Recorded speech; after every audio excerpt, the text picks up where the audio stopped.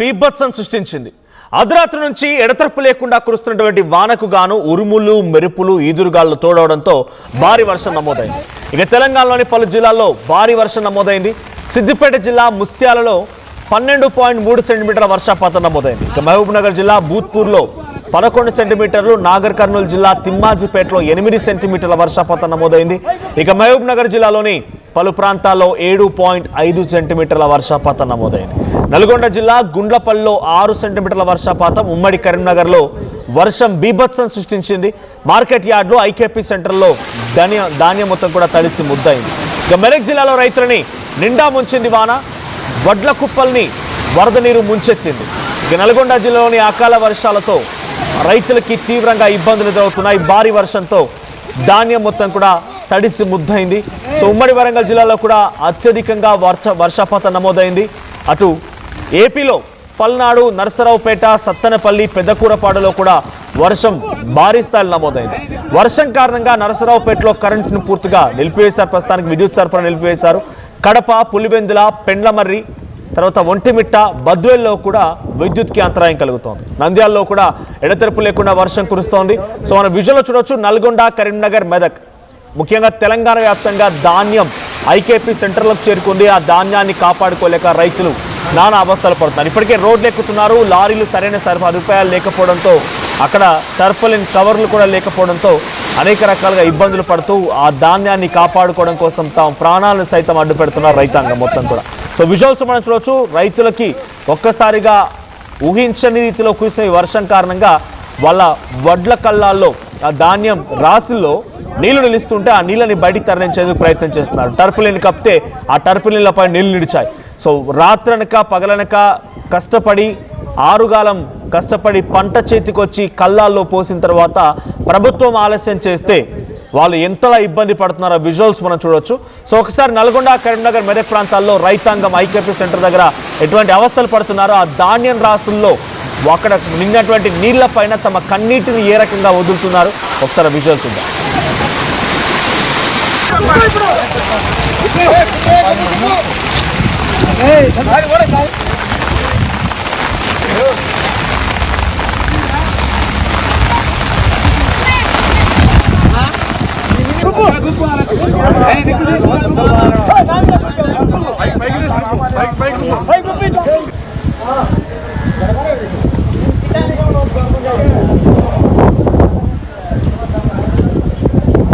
ఇప్పుడు ఇది డెవలప్ అయితే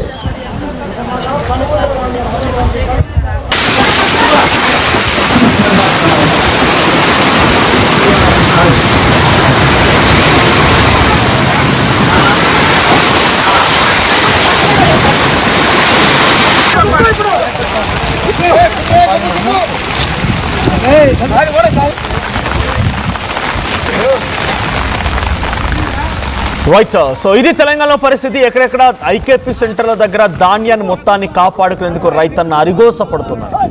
ఆ ధాన్యాన్ని సరైన సమయంలో ఈ పాటికల్లా ధాన్యం మొత్తం కొనుగోలు అయిపోయి వాళ్ళ చేతిలో డబ్బులు పడి ఉంటే వచ్చేటువంటి పంటకి అన్ని రకాల ఏర్పాటు చేసుకునేవారు. కానీ ఇప్పటివరకు యాసంగి పంట అమ్మకాలే జరగలేదు. ఐకేపీ సెంటర్ దగ్గర ఆ వడ్లని ఆరబోస్తూ ఉంటే వర్షాలు, ఆరబోత, ఈదురుగాలులు, టర్పులిన్లు సరైనటువంటి రీతులు లేకపోవడము, లారీలు అందుబాటులో లేకపోవడము, ఇదంతా చోద్యం చూస్తున్నట్టుగా ప్రభుత్వం చూస్తుంది అని చెప్పి రైతన్న ప్రభుత్వంపై ఆగ్రహం వెలుగక్కున్నారు.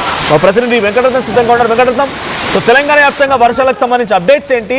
వరి ధాన్యం ఎక్కడికక్కడ నిలిచిపోయింది, కొనుగోలు లేవు, ధర్నాలు చేస్తున్నారు. ఇదే సమయంలో ఎగ్జాక్ట్గా రాత్రి కురిసిన భారీ వర్షం ఐకేపీ కేంద్రం దగ్గర వరి మొత్తం కూడా అంటే ధాన్యం మొత్తం కూడా తడిసి ముద్దవుతోంది.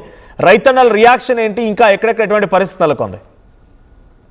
అది మనోజ్, నిన్నటి నుంచి చూసినట్టయితే, నిన్న ఒక్కరోజు చూసినట్టయితే రైతుల అరిగోస మాత్రం ఇబ్బంది పడుతుంది. ఎందుకంటే అకాల వర్షాలు మాత్రం ఒక్కసారిగా రైతుల్ని నట్టేట మూస్తున్నటువంటి పరిస్థితి. ఇప్పటి వరకు ఎప్పటి నుండి అంటే 45 రోజుల నుండి ఐకేపీ సెంటర్లకు ధాన్యం వస్తున్నప్పటికీ కూడా కావాల్సిన లారీలు రాకపోవడము, అలాగే గన్ని బ్యాగులు రాకపోవడము, ఒకవేళ గన్ని బ్యాగులు వచ్చినప్పటికీ కూడా కూలీలు కూడా దొరకకపోవడంతో ఐకేపీ సెంటర్లలోనే ఎక్కువగా ధాన్యం నిలిచిపోయింది. ఇప్పటి వరకు 80% ధాన్యం తరలించామని చెప్పి ప్రభుత్వం చెప్తుంది. కానీ ఇక్కడ ప్రభుత్వం చెప్తున్న దాంట్లో మాత్రం ఇక్కడ కొంత ఇబ్బందికర వాతావరణం ఉంటున్నాయో మనం గమనించాల్సినటువంటి అవసరం ఉంటుంది. రైతులు మాత్రం ఇప్పటికీ ఐకేపీ సెంటర్ లోనే ధాన్య బస్తాలతోటి మరి ఆ ధాన్యాన్ని నింపకుండా ఓపెన్ గా కూడా ఇక్కడ కుప్పలుగా రాసులు పోసినటువంటి పరిస్థితుల నేపథ్యంలో నిన్నటి నుండి కూడా అక్కడక్కడ ఉరుములు మెరుపులతో కూడినటువంటి వర్షాలతోటి కూడా తీవ్ర ఇబ్బందులు ఎదుర్కొంటున్నారు. జనగామ జిల్లా నర్మేట మండలం మచ్చిపాడి గ్రామంలో ఒక్కసారిగా కురిసినటువంటి కుండపోత వర్షానికి ఇక్కడ పూర్తిగా ధాన్యం మొత్తం తడిసిపోవడంతో అనేక ఇబ్బందులు రైతులు పడ్డారు. అసలు ఎండినప్పుడే ధాన్యాన్ని కొనలేనటువంటి వాళ్ళు తడిసినటువంటి ధాన్యాన్ని ఎట్లా కొంటారు, దానికి ఏ రేటు కట్టిస్తారనేటువంటి ఒక ఆందోళన ఇక్కడ రైతులు నెలకొనడంతో తీవ్రమైనటువంటి ఇబ్బందులతో ధర్నాలు రాస్తారోకాలకు పిలిపించినటువంటి పరిస్థితి. దీన్ని దృష్టిలో పెట్టుకుని హన్మకొండ జిల్లాలో కూడా నిన్న రాత్రి గ్రౌండ్ రిపోర్ట్ గా ఆర్టీఐ వెళ్ళడం జరిగింది. బీజేపీ రైతు గోసా, బీజేపీ భరోసా అనేటువంటి కార్యక్రమంలో కూడా పూర్తి స్థాయిలో కూడా అక్కడక్కడ జనగామ నిర్మల్ ప్రాంతం నుండి అలాగే హన్మకొండ, వరంగల్, ఇలాగే భూపాలపల్లి, ములుగు ప్రాంతాల్లో కూడా కార్యక్రమాల్లోకి వెళ్తున్నటువంటి క్రమంలో అక్కడ కూడా వెళ్లి పరిశీలించడం నేపథ్యంలో రైతులు మాత్రం అరిగోస పడుతున్నారు. వారి ఇబ్బందులు తలుసుకుంటే మాత్రం తీవ్ర ఇక్కట్లు ఎదుర్కోవాల్సిన పరిస్థితి. ఎందుకంటే అక్కడ కూడా కొంత పక్షపాత ధోరణి కనిపిస్తుందని చెప్పి రైతులు ఆర్టీవీ గ్రౌండ్ రిపోర్ట్ లో చెప్పడం జరిగింది. తెలిసినటువంటి వాళ్ళకే గన్నీ బ్యాగులు ఇస్తున్నారు, తెలిసినటువంటి వాళ్ళ లారీలు మాత్రమే లోడ్ చేస్తున్నారు. బక్క చిక్కినటువంటి పేద రైతులు ఏం కావాలనేటువంటి ఆందోళన మాత్రం వాళ్ళలో తీవ్రంగా వ్యక్తమవుతున్నటువంటి పరిస్థితి. నిన్న భూపాలపల్లిలో కూడా ఒక్కసారిగా వడగండ్ల వాన రాళ్లతోటి కొట్టడంతో రైతులతో పాటు ఇక్కడ ఉన్నటువంటి రేకులు కూడా కూలిపోయాయి. అంటే పరిస్థితి తీవ్రతకి అర్థం పట్టొచ్చు. ఎక్కడికక్కడ ఐకేపీ సెంటర్ లో ధాన్యం కూడా నిల్వ ఉండడంతో తీవ్ర ఇబ్బందులు రాష్ట్ర వ్యాప్తంగా రైతులు ఎదుర్కొంటున్నారు. ఒక్కసారి తెలంగాణ రాష్ట్రంలో పరిస్థితి గమనిస్తాం. తెలుగు రాష్ట్రాల్లో కూడా వాతావరణం కూడా ఒక్కసారిగా చల్లగా మారినటువంటి నేపథ్యంలో అర్ధరాత్రి నుంచి ఆగకుండా వర్షం మాత్రం దంచి కొడుతున్నటువంటి పరిస్థితి. ఉరుములు మెరుపులతోటి ఈదురుగాలు తోటి తెలంగాణలోని పలు జిల్లాల్లో ఐకేపీ సెంటర్ లో ధాన్యం తడిసి ముద్దవుతున్నటువంటి పరిస్థితి. అప్పటికప్పుడు తరలించలేని నేపథ్యంలో ఒక్కసారిగా నిన్న కురిసినటువంటి వర్షాల డీటెయిల్స్ ఒకసారి మనం పరిశీలిద్దాం. ఒక్కసారి ఇక్కడ సిద్దిపేట జిల్లా ముత్యాలలో 12.3 సెంటీమీటర్ల వర్షపాతం, మహబూబ్ నగర్ జిల్లా భూత్పూర్ మండలంలో 11 సెంటీమీటర్ల వర్షపాతం, అలాగే నాగర్ కర్నూలు జిల్లా తిమ్మాజిపేటలో 8.4 సెంటీమీటర్ల వర్షపాతం, మహబూబ్ నగర్ లో 7.5 సెంటీమీటర్ల వర్షపాతం నమోదైంది. అలాగే నల్గొండ జిల్లా గుండ్లపల్లిలో 6.2 సెంటీమీటర్ల వర్షపాతం ఉమ్మడి కరీంనగర్ జిల్లాలో వర్ష బీభత్సం సృష్టించింది. మార్కెట్ యార్డులు ఐకేపీ సెంటర్ లోకి తడిసిన ధాన్యాన్ని తరలించడంతో రైతులు కూడా ఇబ్బంది పడుతున్నారు. అధికారులు కూడా బిక్కముఖం వేయాల్సినటువంటి పరిస్థితి. మెదక్ జిల్లాలో రైతులను కూడా నిండా ముంచినటువంటి వర్షం మాత్రం వడ్ల కుప్పలను కూడా ముంచేసింది. వరద నీరుతోటి ఈ నల్గొండ జిల్లాలో కూడా అకాల వర్షాలతో రైతులకు తీవ్ర ఇబ్బందులు ఎదుర్కోవడంతో భారీ వర్షాలతో తడిసి ముద్దై కళ్ళలకే పరిమితమైనటువంటి నేపథ్యంలో రైతులు మాత్రం తీవ్ర ఇక్కట్లు ఎదుర్కొంటున్నారు. ఇప్పటి వరకు అంటే గత 15 రోజుల నుండి రైతులు మొత్తుకుంటున్నారు. ఇక్కడ జూన్ మాసం అంటే ఈ ఎండాకాలంలో వచ్చిన తర్వాత రోహిణి కార్తీక్ ఎంటర్ అయిందనుకో తమ పరిస్థితి ఇబ్బందిగా ఉంటుందని చెప్పి అధికారులు చెప్తున్నప్పుడు అధికారులు కూడా వినిపించుకోవట్లేదా, లేకపోతే ఏం జరుగుతుందని అర్థం కావట్లేదు. ఎందుకంటే ఎక్కువ మొత్తంలో ధాన్యం కూడా పండించినటువంటి నేపథ్యంలో ఈ పండించినటువంటి పంటకు అన్ని కొంటామని చెప్పి ప్రభుత్వం చెప్తుంది. కానీ సకాలంలో లారీలు దిద్దుబాటు చర్యలు కూడా తీసుకోకపోవడాన్ని కూడా తీవ్రంగా విమర్శిస్తున్నారు. వ్యవసాయ అధికారులు కూడా దీనిపై అప్రమత్తంగా ఉండాల్సి ఉంటుంది. ఎందుకంటే రాష్ట్ర వ్యాప్తంగా పండించినటువంటి పంట ఎన్ని వేల హెక్టార్లో పండించారు అనేటువంటి విధానాన్ని కూడా కేంద్ర ప్రభుత్వానికి నివేదికలు పంపాల్సి ఉంటుంది. దాని ప్రకారం కూడా గన్ని బ్యాగ్లను అరేంజ్ చేయాల్సినటువంటి అవసరం ఉంటుంది. ఒక ముందస్తు చర్యలు తీసుకోవాల్సి ఉంటుంది. ఈ ముందస్తు చర్యలు తీసుకోవడంలో రాష్ట్ర ప్రభుత్వం విఫలమైందని చెప్పి కేంద్ర ప్రభుత్వం విమర్శిస్తుంది. అసలు మేము పంపించినటువంటి వడ్లను కేంద్ర ప్రభుత్వం కొనడం అని చెప్పి రాష్ట్ర ప్రభుత్వం విమర్శిస్తుంది. ఎవరిని అంటే కేంద్ర రాష్ట్ర ప్రభుత్వాలు ఒకరినొకరు విమర్శించుకుంటుంటే మాత్రం ఇక్కడ ఉన్నటువంటి రైతులు మాత్రం తీవ్ర ఇక్కట్లు ఎదుర్కొంటున్నారు. వారి కళ్ళలో ఆవేదన చూస్తుంటే మాత్రం చాలా ఇబ్బందికర వాతావరణం. ఎందుకంటే ఆరుగాలం తడిసిన ధాన్యానికి సంబంధించి అధికారులు ఏం చెప్తున్నారంటే ఆ ధాన్యాన్ని వాళ్ళు కొనుగోలు చేస్తారా, లేకపోతే ఇప్పటికే మంచిగా నిండుగా మాయిశ్చర్ వచ్చినటువంటి దానికే వాళ్ళు తరుగు పెడుతున్నారు, 2-3 కిలోలు తరుగు తీస్తున్నారు, గన్నీ బ్యాగ్స్ అందుబాటులో లేవు, లారీలు అందుబాటులో లేవు. ఇప్పుడు తడిసినటువంటి ధాన్యం పైన రైతాన్న కన్నీరు పెడుతూ ఉంటే అధికారుల రియాక్షన్ ఏంటి? ఇక్కడ మనోజ్ మీరు చెప్పిన పాయింట్ ని చాలా జాగ్రత్తగా గమనించాల్సి ఉంటుంది. ఎందుకంటే ఇప్పుడు ఎండిపోయినటువంటి ధాన్యానికే మాయిశ్చర్ చూడాల్సినటువంటి పరిస్థితి. ఎందుకంటే ఆ మాయిశ్చరైజర్ ని పట్టి ఎంత ఉందో దానికి లెక్క కట్టాలని చెప్పి ఇక్కడ అంటున్నారు. మరి పూర్తిగా తడిసినటువంటి ధాన్యాన్ని అధికారుల నిర్లక్ష్యం కారణంగా అంటే సకాలంలో ఇక్కడ ధాన్యాన్ని తరలించకపోవడము, కొనుగోలు చేయకపోవడం వల్ల ఇది ఖచ్చితంగా అధికారులు దీనికి సంబంధించినటువంటి బాధ్యత వహించాల్సినటువంటి అవసరం ఉంటుంది. దాంట్లో ఇప్పుడు ప్రస్తుతానికి మాయిశ్చరైజర్ చూడాల్సినటువంటి అవసరం కూడా లేదు. ఎందుకంటే ఇప్పుడు అకాల అకాల వర్షాలు వస్తున్నాయి, సమయానికి కొనడం లేదు.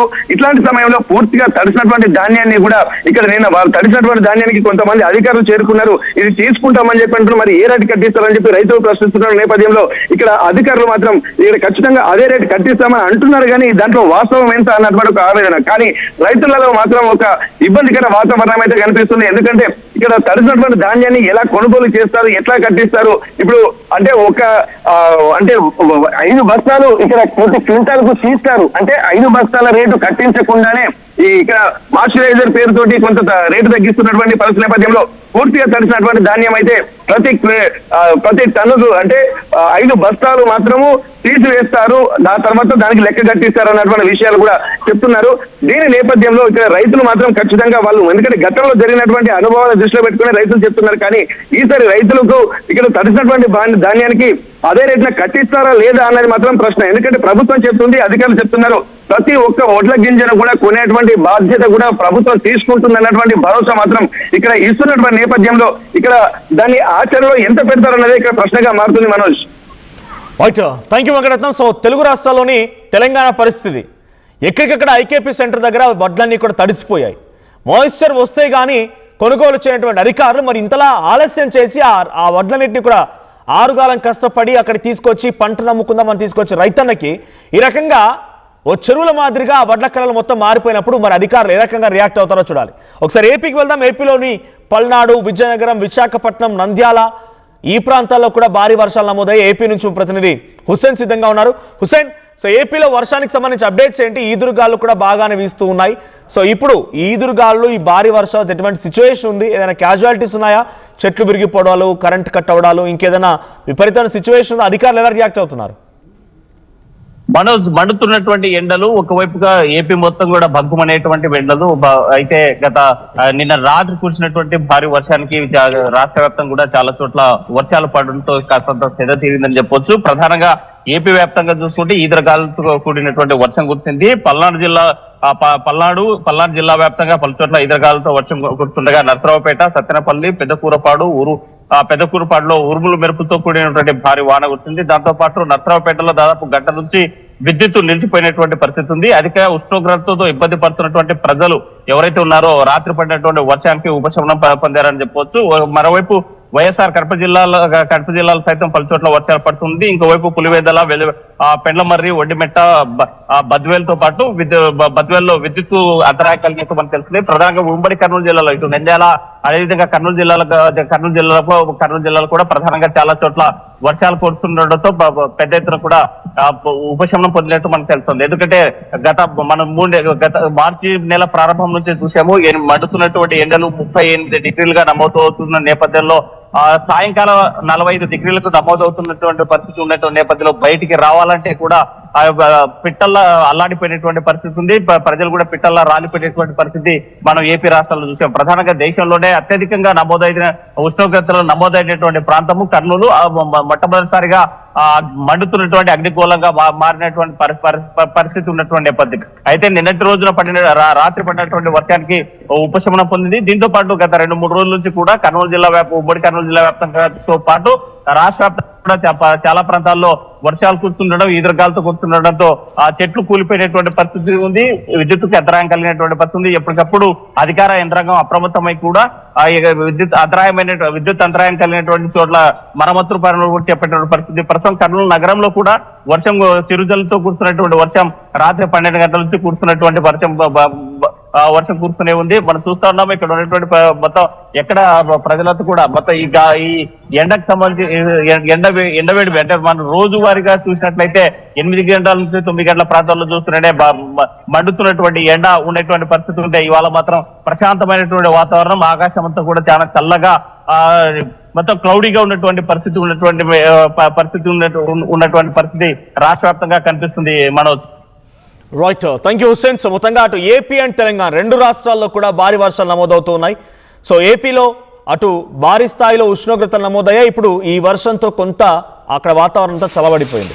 సో ప్రజెంట్ ఇటు హైదరాబాద్ వ్యాప్తం కూడా భారీ స్థాయిలోనే వర్షాలు నమోదవడంతో అక్కడక్కడ పవర్ కట్స్ కూడా ఉన్నాయి.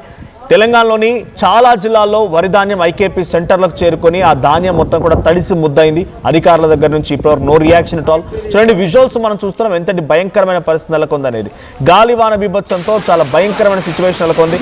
సో మీ ఉన్న ఏరియాలో మీ ప్రాంతంలో గాలివాన వర్షం సృష్టించిన బీభత్సం ఏంటి, మీ దగ్గర ఉన్నటువంటి సిచ్యువేషన్ ఎలా ఉంది, మీ ఎక్స్పీరియన్స్ ఏంటి రాత్రి వర్షాల్లో నుంచి, ప్లీజ్ డూ కామెంట్. మీ అభిప్రాయం తెలియజేయండి. సో దాట్ ఎవరైనా కనుక ఆ కామెంట్స్ ద్వారా మీ సమస్యను చెప్తే అధికారుల దృష్టికి తీసుకువెళ్తాం. లేదంటే అటువైపుగా వచ్చే వాళ్ళు ఎవరైనా కూడా కాస్త ఆచితూచి వ్యవహరిస్తారు. వాతావరణంలో మార్పుల కారణంగా వాళ్ళు కూడా వాళ్ళ ప్రయాణాలని నిలిపివేసుకోవడం కానీ కొంత జాగ్రత్తలు తీసుకుంటూ వెళ్ళే అవకాశం కూడా ఉంది. సో మీరున్న ఏరియాలో ఇప్పుడు వాతావరణంలో ఉంది, ప్లీజ్ కామెంట్ చేయండి.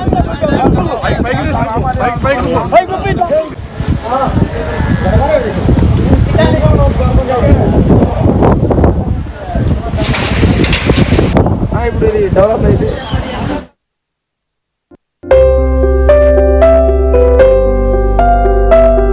చిన్న చిన్న ఆనందాలు 35 ఏళ్లుగా నా జీవితంలో లేవు. 35 ఏళ్లుగా నేను డైపర్లలో బ్రతికాను. 6 సెంటీమీటర్ల ఫిస్టులా నా మూత్రాశయంలో లీకు కారణమైంది. ఎవరూ నాకు సహాయం చేయలేకపోయారు. ఏఐఎన్యూలో వైద్యులను కలిసే వరకు అక్కడ వారు రోబోటిక్ శస్త్రచికిత్సతో నాకు పరిష్కారం ఇచ్చారు. వారు నా ఆత్మవిశ్వాసాన్ని కూడా తిరిగిచ్చారు. Precision Care makes it possible. The Center for Robotic Surgery at